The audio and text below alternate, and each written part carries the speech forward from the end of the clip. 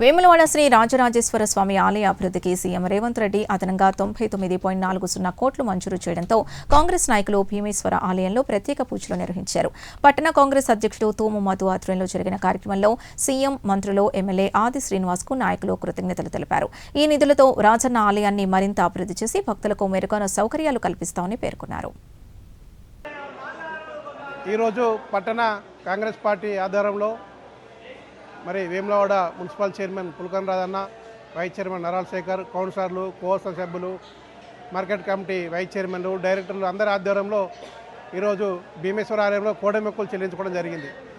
మరి రాయరాజేశ్వర స్వామి దేవస్థానానికి మన గౌరవ ప్రభుత్వ విప్ ఎమ్మెల్యే ఆదిశరణ గారు మొన్నటి రోజున 99,40,00,000 రూపాయల నిధులు తెచ్చినందున మరి ఈరోజు ఘనంగా టెంపుల్లో స్వామివారి దర్శనం చేసుకొని కోడలను కట్టేయడం జరిగింది. మరి గతంలో కూడా మొదటి బడ్జెట్ సమావేశాల్లో 50 కోట్లు, రెండో బడ్జెట్ సమావేశంలో 100 కోట్లు, మరి నిన్నగాక మొన్న 99,40,00,000 రూపాయలు మన ప్రభుత్వ విప్పు ఎమ్మెల్యే ఆదిశ్రీని గారు తీసుకురావడం జరిగింది.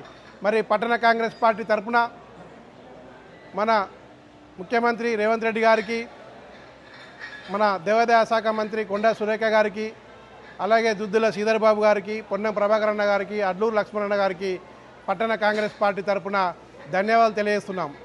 మరి ఇంత స్పీడ్గా పని చేయడం మన ఎమ్మెల్యే ఆదిశ్రీన్న గారికే సాధ్యం.